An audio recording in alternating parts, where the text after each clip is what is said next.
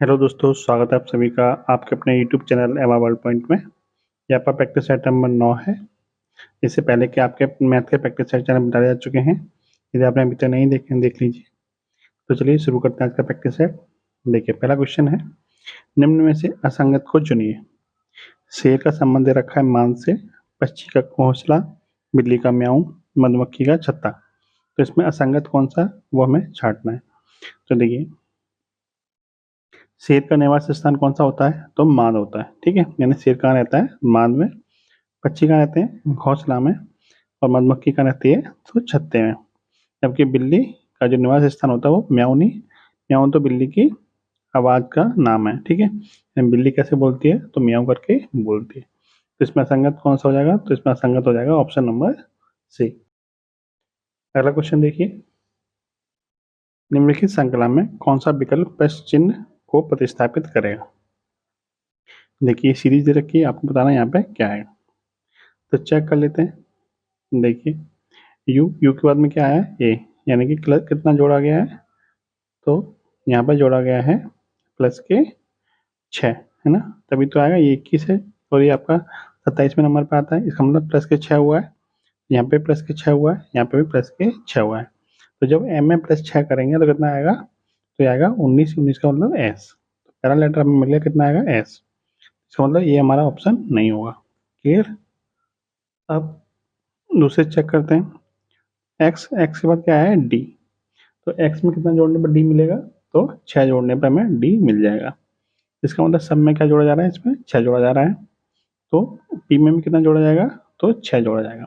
यानी कि पी का नंबर होता है 16, 16 में आप 6 जोड़ें कितना आएगा, 22। और 22 किसका होता है, तो वी का होता है, जो कि आपका तीनों में दे रखा है। ठीक है, क्लियर। अब लास्ट वाला चेक कर लीजिए, ए में 6 जोड़ने पे कितना मिलेगा, जी। G plus 6 M, M plus 6 S, S plus 6 कितना होता है, यानी 19, 6 प्लस 25। यानी एंड में क्या आएगा, तो एंड में आएगा आपका बाई, जो कि आपका ऑप्शन नंबर सी में दिया हुआ है। क्लियर। तो आपका ऑप्शन नंबर सी आपका सही आंसर है। अगला क्वेश्चन देखते हैं, दिए गए विकल्पों में से 3 विकल्प एक निश्चित तरीके से समान है, हालांकि एक विकल्प अन्य 3 की तरह नहीं है। उस विकल्प का चयन करें जो अन्य से अलग है। अलग वाला बताना है आपको, इनमें से अलग कौन सा है। देखिए, 216, 729, 1331 और 324। इसमें अलग कौन सा हो जाएगा, तो इसमें अलग हो जाएगा आपका ऑप्शन नंबर डी, 324। क्यों अलग हो जाएगा, क्योंकि जो 216 है वो 6 का क्यूब यानी 6 का घन है, और 729 9 का घन है, और 1331 11 का घन है। जबकि 324 क्या है, ये आपका 18 का वर्ग है, इसलिए ये क्या हो जाएगा आपका अलग। ये तीनों घन संख्या है, पूर्ण घन संख्या है, जबकि ये क्या है, पूर्ण वर्ग संख्या है, इसलिए ये अन्य से अलग हो जाएगा। क्लियर। अगला प्रश्न देखिए। देखिए, क्वेश्चन है, एक निश्चित कोड भाषा में यदि वेटर को इस तरह से लिखा जाता है और आर्टिस्ट को इस तरह से लिखा जाता है, तो उसी कोड भाषा में बैगर को क्या लिखा जाएगा। तो देखिए, वेटर से क्या बनाया गया है, वेटर से बनाया गया है ये वाला कोड। तो इस कोड को किस तरह से बनाया गया है वो देख लेते हैं। तो देखिए, वेटर से ये वाला कोड कैसे बना है। देखिए, इसमें जो कोड बना है वो किस तरह से बना है, तो डब्ल्यू से एक्स कैसे बनता है, जब हम प्लस का 1 कर देंगे तो डब्ल्यू से हमें एक्स मिलेगा। ए से सी बना है प्लस के 2 करके, और आई से एल बना है, आई से एल बना है कैसे, तो प्लस के 3 करके। ठीक है, अब इधर से चेक करते हैं। तो आर से क्यू बना है कैसे, हम माइनस के 1 कर देंगे। ई से सी मिलेगा माइनस के 2 करने पे, और टी से क्यू मिलेगा माइनस के 3 करने पे। यानी जब हम इधर से इधर जा रहे हैं तो एक ही जुड़ता जा रहा है, और जब इधर से इधर आ रहे हैं लौट के, तो एक एक घटता जा रहा है। क्लियर, मतलब बढ़ते क्रम में घटता जा रहा है। अब इसी क्रम को अप्लाई करते हैं अपने कोड निकालने के लिए। ठीक है, इसको भी चेक करेंगे तो आपको यही कोड मिलेगा, इस तरह से ही इसमें कोडिंग की गई है। तो चेक करते हैं बैगर को किस तरह से लिखा जाएगा, B E ji ji A R. ठीक है, इसको किस तरह से लिखेंगे, तो पहला तो +1 करेंगे, कितना आएगा, बी का आ जाएगा सी। क्लियर। फिर उसके बाद में ई का कितना आएगा, ई का आएगा तीसरे नंबर पे यानी प्लस के 2। ई प्लस 2 कितना होता है, जी होता है, और तीसरे का प्लस के 3 करेंगे, यहाँ प्लस के 2 आएगा, यहाँ प्लस के 3, जी प्लस 3 कितना आएगा, जे। और जे कौन से नंबर पे आएगा, ये पहले पे आया, ये दूसरा है, सॉरी ये तीसरा है, और ये पांचवा है, तो ये आएगा आपका 5वें नंबर पे। यानी शुरुआत होगी जी से, तीसरे स्थान पर जी आएगा और 5वें स्थान पर जे आएगा। सी से शुरुआत होगी, फिर देखते हैं ऑप्शन में कौन सा है, तो सी से शुरुआत हुई सब में, फिर तीसरे स्थान पर कौन सा आएगा, तो तीसरे स्थान पर आएगा जी। यहाँ पे ई है, यहाँ जी है, यहाँ पे भी जी है, और यहाँ पे भी एफ है तीसरे स्थान पर, तो ये नहीं हो सकता, ये भी नहीं हो सकता। अब चेक करते हैं 5वें नंबर पर क्या आएगा, जे। तो 5वें नंबर पे यहाँ पे क्या है, जे है, और यहाँ पे भी क्या है आपका, जी ही है, तो इससे भी हमें अभी आंसर नहीं निकल के आया। अब चेक करते हैं इधर से, जो दूसरे स्थान पर आएगा वो आर से एक कम आएगा, यानी कि कितना आएगा, तो क्यू आएगा, यानी दूसरे स्थान पर क्या आएगा, क्यू आएगा, जो कि आपका ऑप्शन नंबर बी में दिया हुआ है। क्लियर। इस तरह से इस क्वेश्चन का आंसर क्या बन जाएगा, तो ऑप्शन नंबर बी इस क्वेश्चन का आंसर बन जाएगा। क्लियर। अगला क्वेश्चन देखिए, रानी अपने घर से 15 मीटर सामने और फिर 15 मीटर दाएं चलती है, उसके बाद हर बार बाएं मुड़ते हुए वह क्रमशः 10, 25 और 25 मीटर चलती है, और वह अपने घर से कितनी दूर है। देखिए सॉल्व करते हैं, जैसे बोला गया वैसे वैसे बना देंगे। रानी अपने घर से 15 मीटर सामने चलती है, मान लेते हैं ये जो पॉइंट है वो रानी का घर है, इससे 15 मीटर कहाँ जाती है, सामने की ओर, ठीक है, यहाँ चल जाती है 15 मीटर। फिर कह रहा है कि फिर 15 मीटर दाएं चलती है, तो अपने दाएं चलेगी, कितना चलेगी, 15 मीटर। क्लियर। उसके बाद हर बार बाएं मुड़ते हुए वह क्रमशः 10, 25 और 25 मीटर चलती है, यानी पहले बाएं मुड़ेगी, कितना चलेगी, 10 चलेगी, फिर बाएं मुड़ेगी, कितना चलेगी, तो चलेगी 25, यानी ये दूरी कितनी हो गई, 25, और फिर बाएं मुड़ेगी, कितना चलेगी, 25, ठीक है,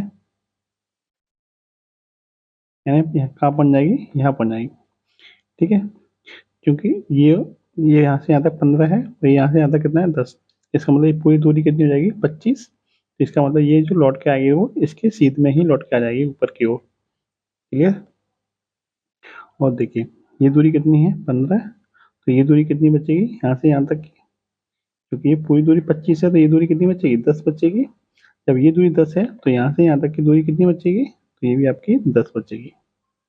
क्लियर। अब आपसे पूछा क्या है, वह अपने घर से कितनी दूर है, उसका घर यहाँ पे था, तो घर से कितनी दूर हो गई है, तो ये 10 मीटर, 10 मीटर क्या हो जाएगी, ये दूर हो जाएगी।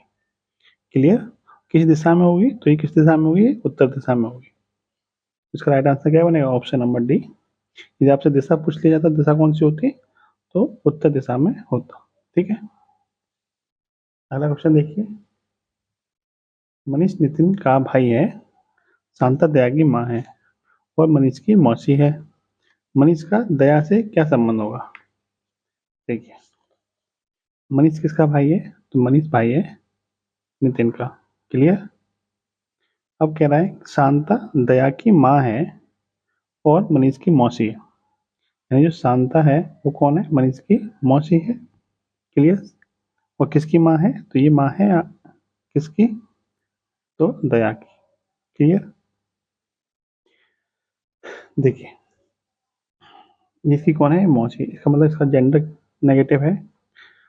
अब देखिए अब पूछा क्या है, तो दया और मनीष का संबंध पूछा, आपस में क्या संबंध होगा। तो यदि इसको हम माँ मान लेते हैं, यानी यदि हम ये मान लें कि जो शांता है वो दया की तो माँ है, ये मनीष की भी माँ होती तो ये आपके सगे भाई बहन भाई हो जाते, लेकिन शांता कौन है, इसकी मौसी है। ठीक है, मौसी है तो इसका मतलब ये कौन से भाई हो जाएंगे, ये कजिन हो जाएंगे, यानी मौसेरे भाई हो जाएंगे। ठीक है। यदि इसको मामी मान लें, क्योंकि यहाँ पे मामी भी दे रखा है ना, तो यदि इसको मामी मान लें मनीष की, तो ये कौन बनेगा, ये ममेरा भाई बन जाएगा। तो इसका मतलब ये हुआ कि जो दया है वो मनीष का ममेरा भाई भी है और मौसेरा भाई भी है। ठीक है। क्लियर। और जो मनीष दया का कौन लगेगा, तो मनीष दया का लगेगा फुफेरा भाई। तो इनका आपस में क्या संबंध बनेगा, मौसेरा फुफेरा और ममेरा भाई। यानी कि जो ऑप्शन नंबर बी है वो आपका right answer. Clear. Next question है, अक्षरों और संख्याओं की निम्नलिखित श्रृंखला में संख्याओं की गिनती और स्वरों की गिनती के बीच क्या अंतर है। इसके साथ पूछा है संख्याओं की गिनती और स्वरों की गिनती के बीच क्या अंतर है। देखिए निकाल लेते हैं कि पहले संख्या कितनी है। देखिए 1 2 3 4 5 6 7 8 9 और ये 10। ये संख्या कितनी होगी, तो संख्या होगी 10। अब देखते हैं स्वर कितने हैं। तो देखिए स्वर कितने हैं, एक, और देखिए और कहाँ है, 2, फिर 3 ये है, और एक ये है 4। स्वर कितने हैं, तो स्वर हैं आपके 4। अंतर कितना हो गया संख्या और स्वर का, तो अंतर हो गया 6। तो आपका राइट आंसर कितना बनेगा, ऑप्शन नंबर सी यानी कि 6। क्लियर। अगला क्वेश्चन देखिए। क्वेश्चन है, यदि बाहरी आकृति को घड़ी की सुई के अनुसार 270 डिग्री से और अंतस्थ आकृति को घड़ी की सुई के विपरीत 270 डिग्री से घुमाया जाता है, तो नीचे दी गई आकृतियों में से कौन सी आकृति मूल आकृति के समान होगी। यानी कि जब हम बाहरी आकृति को 270 डिग्री घुमा दें घड़ी की सुई की दिशा में, और जो अंदर वाली आकृति उसे हम 270 डिग्री घड़ी की विपरीत दिशा में यानी एंटी क्लॉकवाइज घुमा दें, तो कोई भी जो आकृति है वो चेंज नहीं होगी, यानी जैसा पहले है वैसा ही कि वैसा ही रहेगी। तो देखिए यदि हम इसको लेते हैं पहले आकृति को, तो जब हम बाहर वाली आकृति को 270 डिग्री घुमाएंगे तो ये त्रिभुज जो है वो कितना आएगी। तो ये देखिए 270 घुमाने का मतलब कितना होता है, 180 + 90। तो ये आकृति आपकी यहाँ आएगी त्रिभुज की नोक, और फिर जाएगी इधर को, यानी ये आकृति आपकी क्या हो जाएगी, चेंज हो जाएगी। तो जैसा पहले दिख रहा है वैसा आपका नहीं दिखेगा। क्लियर। जीरो पे ओ पे तो कोई असर पड़ेगा नहीं, तो ये जो आपका पहला दिख रहा है वैसा ही दिखेगा, चाहे इसको कितना भी घुमा लीजिए। तो पहली आकृति तो नहीं होगी। क्लियर। इसको चेक करते हैं। तो जब हम बाहरी आकृति को कितना घुमाएंगे, जब हम बाहरी आकृति को घुमाएंगे 270 डिग्री, तो 270 डिग्री पे घुमाने पे कैसा दिखेगा ये। देखिए बाहर वाली जो आकृति है वो तो आपकी सेम दिखेगी, लेकिन जो अंदर वाली आकृति है इसको जब हम 270 डिग्री एंटी क्लॉकवाइज घुमाएंगे, तो ये जो आकृति है वो आपकी जो नोक निकली हुई है वो यहाँ के बीच में निकलेगी इधर। ठीक है, घुमा के आप दिखेंगे 270 डिग्री, तो ये आकृति क्या होगी, अंदर वाली चेंज हो जाएगी, लेकिन रहनी क्या चाहिए, आपकी समान रहनी चाहिए। ये भी हमारा आंसर नहीं होगा। इसको चेक करते हैं। तो देखिए सर्किल से तो कोई फर्क पड़ेगा नहीं, अंदर वाली चेक करनी है आपको। 70 डिग्री बायां पर घुमानी है। तो देखिए जब इसको हम 270 डिग्री घुमाएंगे तो 180 पे ये वाली नोक इधर आ जाएगी, और 90 और घुमाना है तो ये वाली नोक यहाँ पहुंच जाएगी। यानी जैसा अंदर वाला दिख रहा है वैसा ही आपका फिर दिखेगा, जो पहले दिख रहा था वही आपका अब दिखेगा। तो ये वाली जो आकृति है उसको आप 270 डिग्री घुमा लीजिए, और बाहर वाली आकृति को भी 270 डिग्री घुमा लीजिए। आपका जैसा पहले दिख रहा था वैसे ही आपका अब भी दिखेगा। तो मूल आकृति के समान ही आपकी आकृति आपकी दिखाई देगी। तो ऑप्शन नंबर जो सी है वो आपका सही आंसर है। अगला क्वेश्चन देखिए। निम्न में से कौन सा वैनारिक माताओं, महिलाओं और लेखकों के बीच का संबंध को दर्शाता है। देखिए आप सभी को पता है कि जो माताएं होती हैं वो क्या होती हैं, वो सभी माताएं क्या होती हैं, महिलाएं होती हैं। और उन माताओं में से कुछ क्या हो सकते हैं, लेखक हो सकती है। यानी कि जो वैनारिक बनेगा वो किस तरह से बनेगा, इस तरह से बनेगा, जो कि आपके कौन से ऑप्शन में है, ऑप्शन नंबर ए में है। क्लियर। अगला प्रश्न देखिए। कुछ समीकरण किसी विशिष्ट प्रणाली के आधार पर हल किए गए हैं, उसी आधार पर हल न किए गए समीकरण का सही उत्तर ज्ञात कीजिए। ठीक है, यानी आपको इसका उत्तर बताना है। 29 गुणा 13 बराबर 14। ठीक है, इधर देखिए 76 गुणा 26 बराबर 34, और 64 गुणा 14 बराबर क्या आएगा। देखिए 29 + 13 कितना होता है, 42। 42 में जब हम 3 का भाग कर देंगे हमें कितना मिलेगा, 14 मिलेगा। ऐसे ही 76 + 76 + 26 कितना होता है, 112। जब 3 का भाग कर देंगे कितना मिलेगा हमें, तो 26 + 76 कितना होता है, 102 होता है। तो जब हम 3 का भाग कर देंगे कितना मिलेगा हमें 34। तो इसका आंसर कैसे निकालेंगे, 64 + 14 कितना होता है 78, और 3 का भाग कर देंगे कितना आ जाएगा आपका 26। इसका राइट आंसर क्या बनेगा, ऑप्शन नंबर सी 26।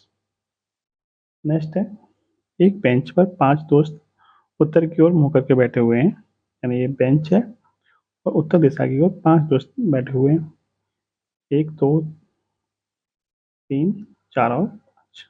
क्लियर। अंकित अंजुम के ठीक दाहिने बैठा है।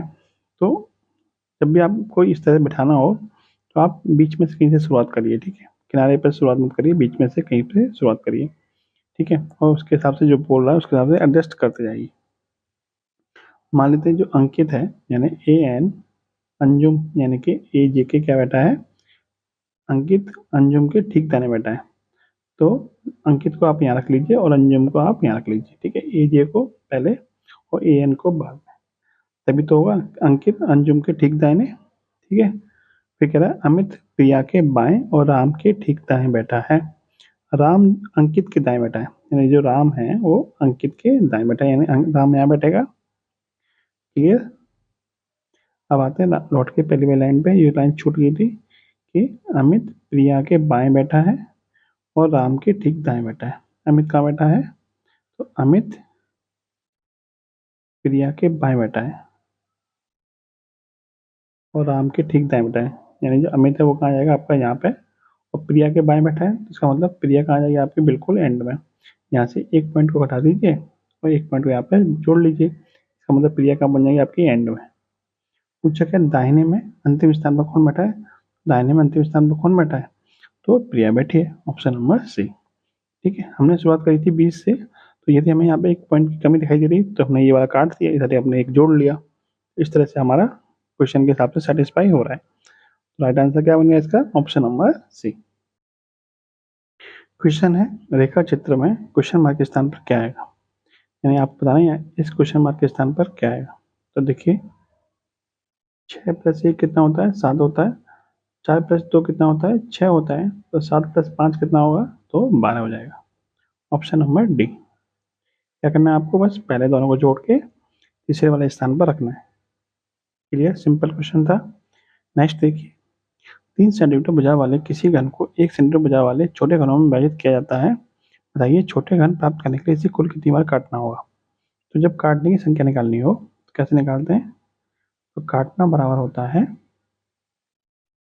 3 × n-1। n क्या है, n है आपके बड़े घन की भुजा, n बराबर क्या होता है बड़े घन की भुजा यानी कि 3 बटे में छोटे घन की भुजा यानी कि 1, बराबर कितना मिल जाएगा आपको 3।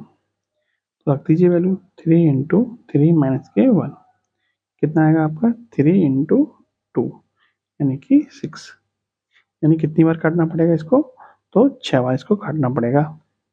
ठीक है, ऑप्शन देख लेते हैं। देखिए ऑप्शन नंबर जो बी है वो आपका राइट आंसर है। इसको देखिए, आपको बताना है कि इस टुकड़ों को मिला के इनमें से कौन सी आकृति बन जाएगी। चेक कर लेते हैं। पहली आकृति देखिए, देखिए ये जो आपकी आकृति दिखाई दे रही है ये आपकी इस तरह की है, और ये जो आकृति दिखाई दे रही है वो आपकी इस तरह की है, और ये जो त्रिभुज है वो आपका यहाँ दे रखा है, यानी इन तीनों की आकृति आपकी इसमें मिल रही है, तो यही आकृति आपकी बनाई जा सकती है। क्लियर। बाकी आकृति आप चेक करेंगे तो इस तरह का कोई भी इसमें आकृति नहीं है, इस तरह की देखिए इस तरह की भी कोई आकृति नहीं है इसमें, और इस तरह की भी कोई आकृति इसमें नहीं है। अगला क्वेश्चन देखिए,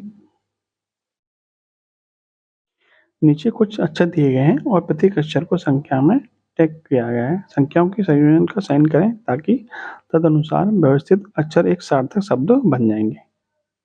तो देखिए जब भी इस तरह का आपको सार्थक शब्द निकालना हो तो या तो आपको एक बार में ये क्लिक कर जाए कि कौन सा शब्द मतलब बना हुआ है, यदि आपको नहीं क्लिक करता है तो आपको ऑप्शन की हेल्प से इसको सॉल्व करना होता है।